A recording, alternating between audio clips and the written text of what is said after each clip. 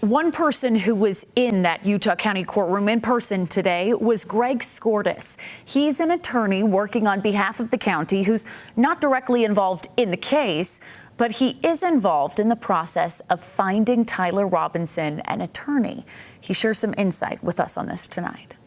It's obviously a different case than the other capital cases I've worked on, and so it's harder to find lawyers who really want to jump into something like that because, let's face it, it's a case where you're going to face some scrutiny, the public, and you may even get death threats. Greg Skordas is working to find an attorney for Tyler Robinson, the 22-year-old accused of assassinating Charlie Kirk at Utah Valley University. Skordas says at this point, they have 4 to 5 different law firms they're talking with to possibly represent Robinson. We've talked to attorneys mostly in Utah, but we've got at least 2 who are out of state who are interested in doing this.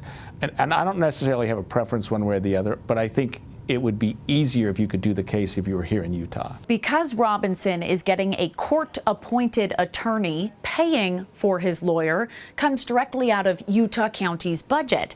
And that's something Skordas says can get real expensive real fast. This isn't a case that I would expect a lawyer to handle pro bono, and I'll tell you why. Because you have to hire experts.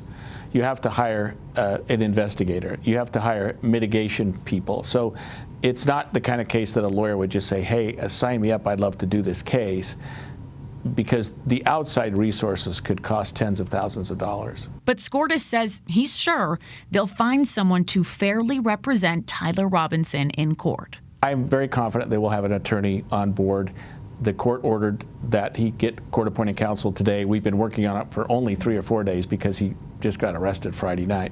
And it might take a week, but I would anticipate we'll have it well before his next hearing on the 29th.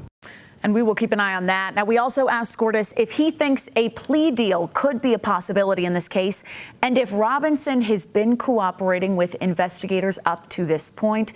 He declined to comment on both questions there. Well, stick with our continuing coverage following the assassination of Charlie Kirk as Turning Point USA is set to host a debate at Utah State University on September 30th. We'll bring you team coverage of that right here online and on our streaming app for your TV, News for Utah Plus.